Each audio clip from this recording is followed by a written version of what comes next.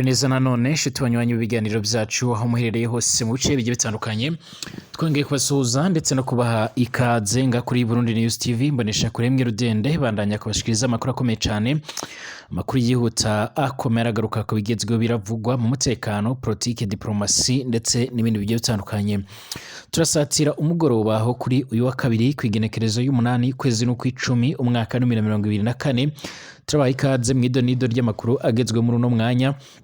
amakuru tugiye gutangurira mu gihugu cacu c'u Burundi mu karere k'ibiyaga binini ndetse no hirya no hino kw'isi twibanda ku makuru yo mu yibanda ku mutekano politike diplomasi ndetse n'ibindi bigiye bitandukanye dore ingingo nkuru rero tugiye kugarukaho by'umwihariko muri kino kiganiro cyacu cy'uno mwanya mugenga mu gihugu cacu c'u Burundi by'umwihariko mu misi mike yiheze by'umwihariko aribwo twabagejejeho inkuru yavugaga yuko urwaruka rwiganjemo abahungu aho hatabizwamo n'umukobwa n'umwe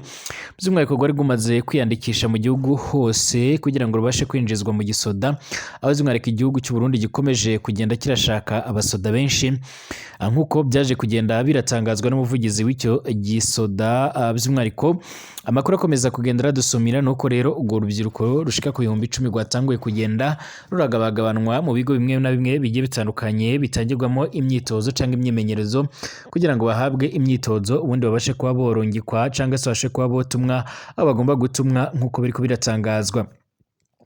Ibi kandi biriko biraba mu gihe Burundi bukomeza kugenda bugaragaza ko bufite impungenge z'umutekano wabwo abo by'umwihariko abasoda benshi bariko baratozwa ibigendanye no gukoresha indege zitagira abaderevu zizwi nk'amadrone kurashisha impoho zirasa kure ndetse n'ibindi bitwaro biremereye cyane bya kirimbuzi. Haramwe kandi bavuga ko ikiciro kimwe by'umwihariko kizorungikwa ku butaka bwa Kongo mu gihe by'umwihariko amakuru akomeza kugenda radusomera avuga ko abasoda bashika muri batatu b'u Burundi by'umwihariko baje guhitanwa n'igisasu umuhari wa M23 waje kugenda uragaba cyangwa se uratera mu gace ka Sake muri teritwari ya Masisi mu ntara Kivu y'Amajyaruguru. Gushika ubu ngubu rero igisirikare cy'u Burundi by'umwihariko cyo kirakomeje gushakisha urubyiruko rwinshi cyane rwo gutoza mbere y'uko rero by'umwihariko bamwe boherezwa mu bice bimwe na bimwe bigiye bitandukanye nga mu karere k'ibiyaga binini ndetse by'umwihariko n'abandi boherezwa mu gufasha abasoda bari mu butumwa mu bihugu birimo rero na Repubulika Iharanira Intwaro Rusange ya Kongo. Icyakora ababyeyi bamwe na bamwe bivuga ko nga mu Burundi bariko barabuza abana babo kuba borongikwa cyangwa se kuba bojya mu gisoda nk'uko amakuru akomeza kugenda aradusomera cyangwa se aradushikira ku bigendanye n'umutekano. Hari umwe rero mu babyeyi twaganiriye by'umwihariko maze agenda atwibutsa bamwe mu basoda bakomakomeye cyane bagiye barapfira muri Kongo maze avuga ko rero abana biwe yababujije kuba bojya kwiyandikisha mu gisoda avuga ko rero by'umwihariko bakwiriye kuzopfa urundi ariko ibyo kujya kugwana by'umwihariko baragwanira amahera batazigera bararonka akaba yarabibabujije. Turagaruka kandi ko makuru akomeje kugenda aravugwa by'umwihariko nga muri Repubulika Iharanira Intwaro Rusange ya Kongo impunzi nyinshi by'umwihariko zirakomeza kugenda by'umwihariko ziratakamba zibura ibyo zifungura cyane cyane impunzi z'abarundi haba muri Kongo ndetse naho imbere mu gihugu cy'u Burundi barakomeza kugenda batakambira PAM ndetse na HCR babasaba yuko boronswa ibyo kurya cyangwa ibifungurwa bikwiye dore ko bavuga ko inzara iriko irabamerera nabi ariko hari n'abandi bashima ko bakomeje kugenda barahabwa ibifungurwa. Ni mu gihe by'umwihariko bivugwa ko umubare wa M23 ukomeje kugenda uranakira bamwe by'umwihariko bari barahunze ingwano ariko bakaba batanguye kugenda baragaruka mu bice bigiye bitandukanye cyane cyane ibice by'umwihariko bisanzwe birabarizwamo cyangwa se ibice by'umwihariko by'umwihariko bisanzwe bagarutse mu bice byabo mu nyuma yuko basanzwe babarizwa mu bice bigenzurwa n'ingabo za Repubulika Iharanira Intwaro Rusange ya Kongo ariko by'umwihariko n'ubundi ibyo bice bikaba bikomeza kugenda byibonekezamo umutekano muke cyane nk'uko bikomeza kugenda biragaragara. Turaza kandi kugaruka ku makuru avuga ko umusirikare umwe cyangwa umunyamerika umwe yaje kugenda akatirwa gufungwa imyaka ishika mu 8 n'amezi nk'uko biko biratangazwa na leta ya Moscow mu gihugu cy'Uburusiya mu nyuma yo gufatirwa mpiri ku mirongo y'imbere ku rugamba aho yari yagiye kugwana mu gihugu ca Ukraine aho yari yarasinye kontra igomba kuzajya iramuhereza amahera menshi ku kwezi. ndabaye ikaze mwese abanywanyi b'ibiganiro byacu batwumviriza muri uno mwanya turabahaye ikaze abatwumviriza muhereye mu bice bigiye bitandukanye birumvikana abari mu gihugu cacu ciza c'u Burundi mu bice bigiye bitandukanye mu ntara zigiye zitandukanye mu makomine agiye atandukanye turabahaye ikaze mwese hari abatwumviriza kandi muherereye by'umwihariko ku mugabane wa Afrika canke mu karere k'ibiyaga binini abatwumviriza by'umwihariko muri mu bindi bice bigiye bitandukanye turabahaye ikaze cyane hari abatwumviriza bari ku mugabane w'Uburaya, Aziya, Australia, Amerika ndetse n'andi hose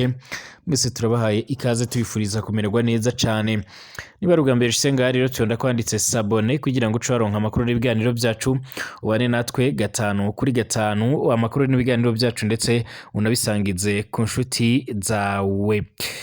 Amakuru yacu reka tuyatangurire nga muri kino gihugu cacu ciza rero by'umwihariko c'u Burundi.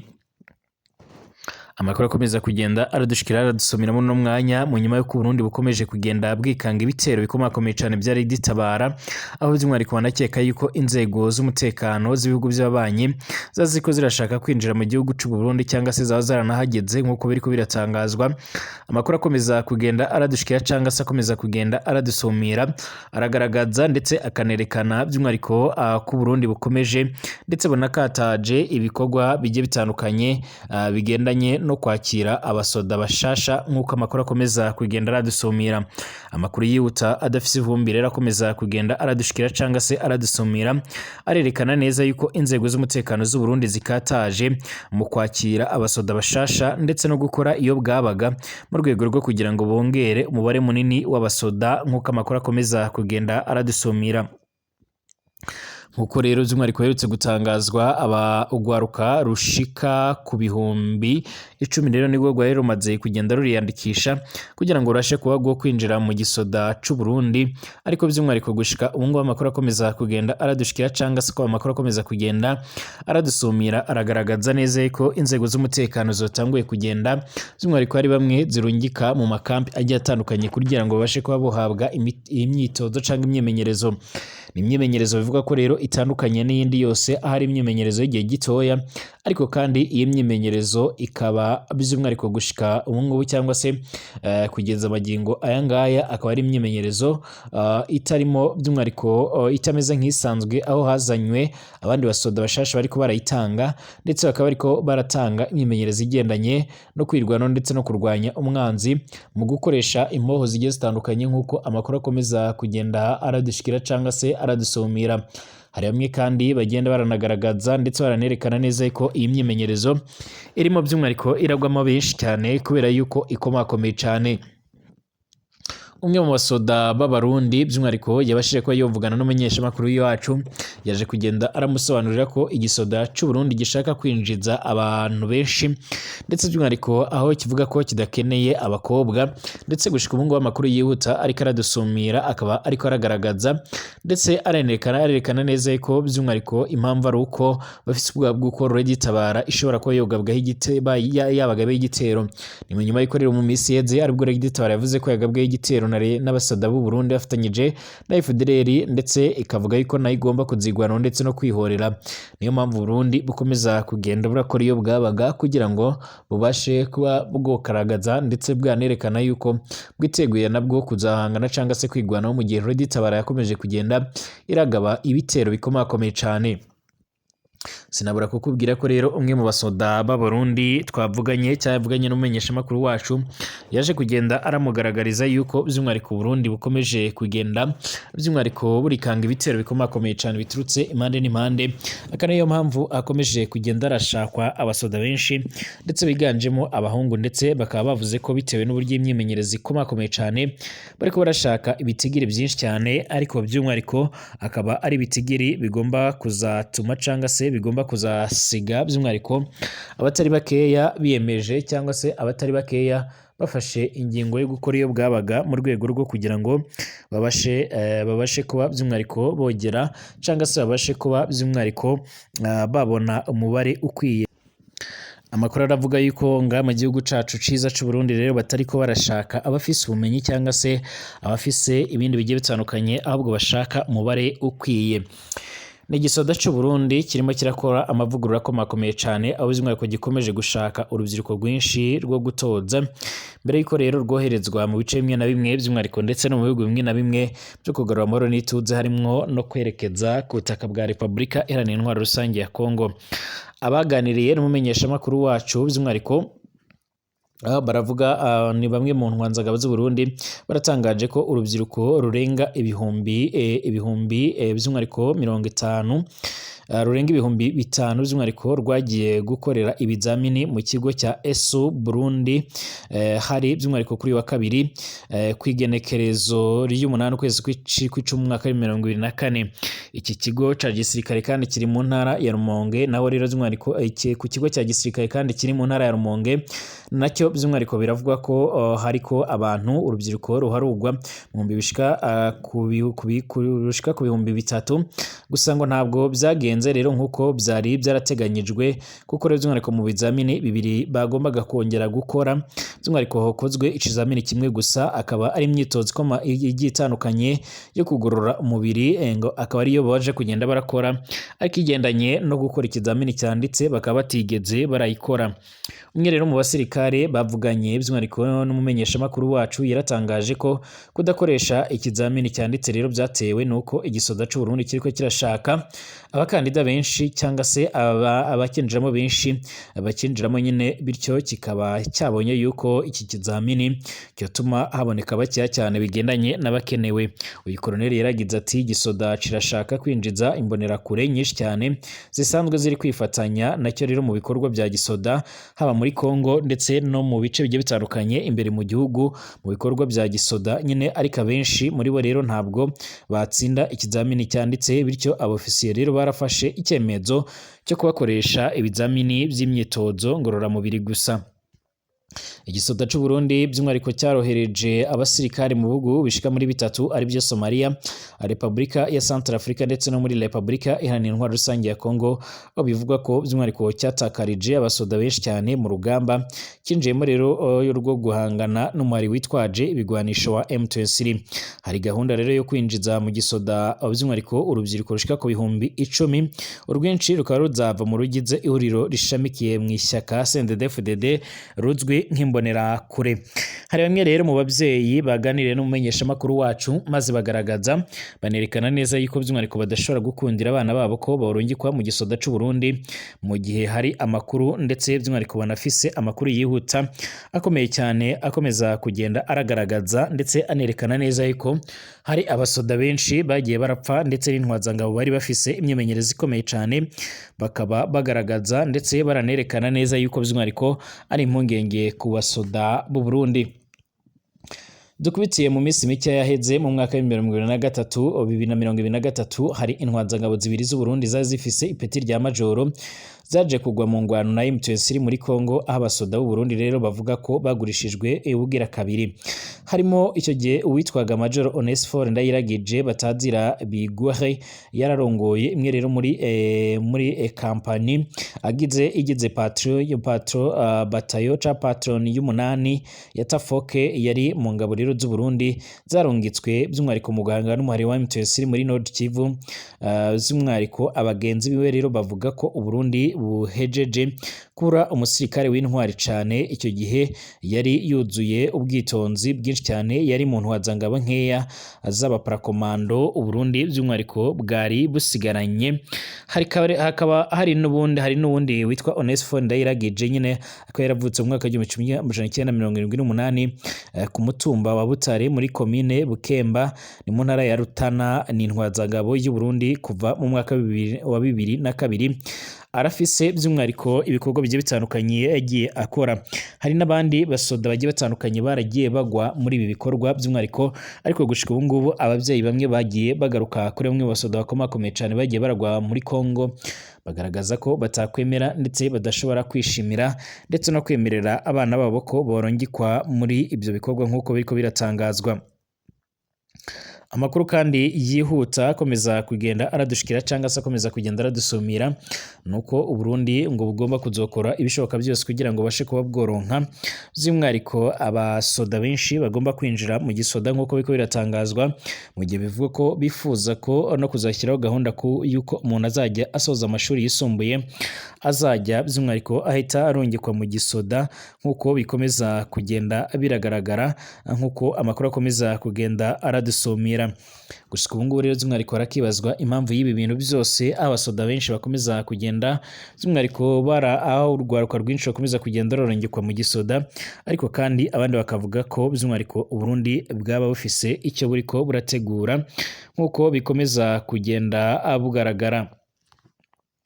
Amakuru kandi yihuta akomeza kugenda aradusumira cyangwa se aradushikira by'umwihariko ngaha muri Repubulika Iharanira Rusange ya Kongo ku cyumweru hari kwigenekerezo ya 6 twakira perezida w'imiryango itegamiye kuri leta Irubero muri Kivu y'Amajyaruguru Muhindo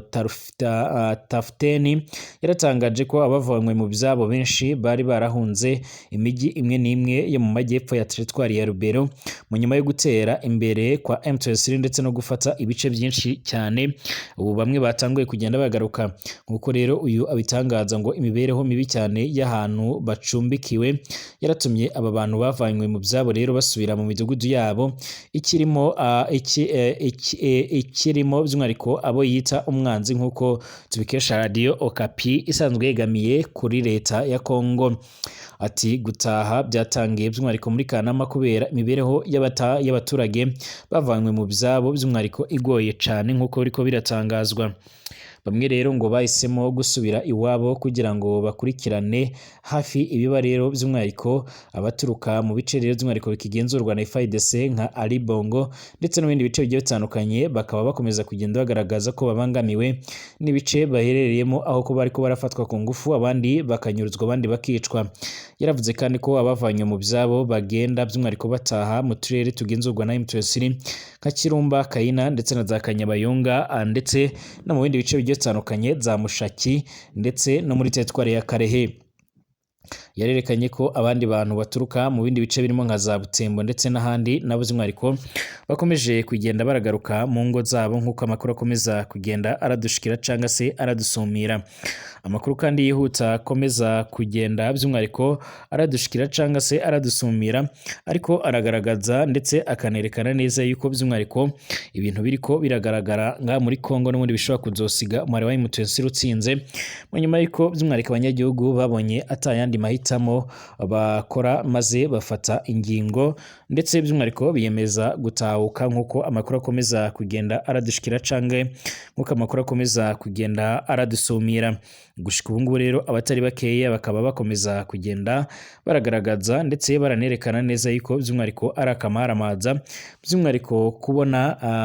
umubare wa M23 ukomeza kugenda by'umwihariko urigarura ibice byinshi cyane bigiye bitandukanye, mu gihe muri Kongo habarugwa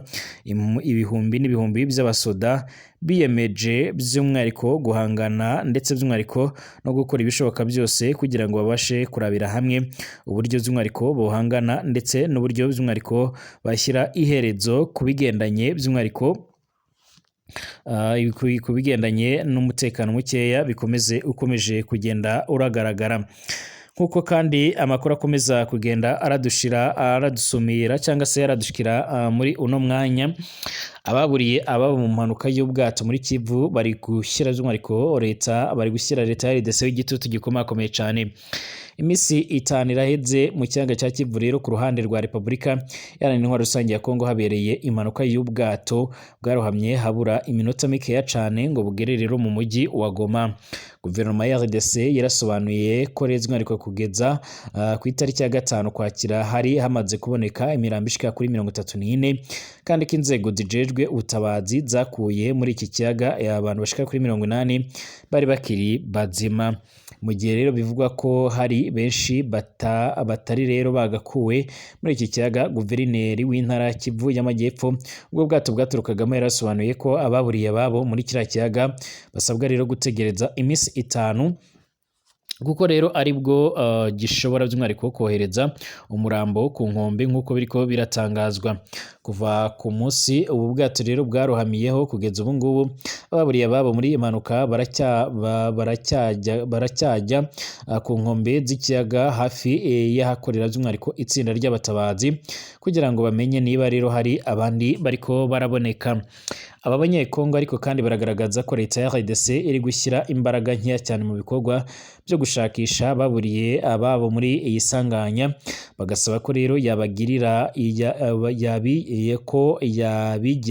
yabigira ibyayo. Uwitwa Misambi yaratangarije radiyo mpuzamahanga y'Abafaransa RFI ati twifuza ko leta yakongeramo rero imbaraga ifise amafaranga ndetse n'uburyo bwose bwayifasha gukura imirambo mu kiyaga cya Kivu. Umuyobozi w'ababuriye by'umwihariko muri iyi mpanuka yitwa Nehemia Habajue yaratangaje ko abantu bashika kuri 27 bo mu muryango we bose by'umwihariko bapfuye, agaragaza ko kuba hari abataraboneka bituruka ku kuba leta yarigize ntibindeba nk'uko biko biratangazwa. Habajue rero yaragize ati hashobora kuba by'umwihariko harimo ukwigira ntibindeba kwa guverinoma. Iyi mirambo yose by'umwihariko iracyegeranye mu bwato by'umwihariko yabuhedzemo nk'uko biko biratangazwa. Uyu munyekongo kandi yanavuze ko imirambo yageze mu bwato mu gihe guverinoma imaze iminsi ibiri by'umwihariko itangaje abasirikare bakorera muri iki kiyaga babonye ubu bwato muri metero zishika ku 200 z'ubujyakuzimu. Biteganyijwe ko rero abapfiriye muri iyi mpanuka by'umwihariko batangira gushingurwa kuri rigenekerezo ry'ikenda ukwezi kwa Gitugutu umwaka wa 2024 mu gace ka Minova ubu bwato bwaturutsemo, mu gihe yakomeje ibikorwa byo gushakisha ababuriye by'umwihariko muri iyi mpanuka. Guverinoma ya RDC yaratangaje ko umuyobozi ujejwe ubwikorezi n'itumanaho n'ushinzwe abinjira n'abasohoka muri Kivu y'Amajyepfo batangiye gukurikiranwa n'ubutabera kugira ngo by'umwihariko habashe kuba homenyekana cyangwa se by'umwihariko habashe kuba hamenyekana imvo n'imvano y'ibyo bintu nk'uko amakuru akomeza kugenda aradusumira. Ni impanuka rero by'umwihariko itabaye iya mbere ngaha ku butaka bwa Kongo, ndetse bamwe bakaba bagaragaza ko by'umwihariko idashobora no kuzaba iya nyuma, mu gihe bamwe bakomeza kugenda barashimangira ndetse bakanagaragaza ko by'umwihariko batishimira ibikorwa bya leta ya Repubulika Iharanira Intwaro Rusange ya Kongo. Ndabashimiye abanywanyi b'ibiganiro byacu, abatwumviriza muherereye mu bice bigiye bitandukanye, mbifurize amahoro y'Imana cyane, mbabwira ngo niba utarapyonda sabone kuri YouTube channel yacu,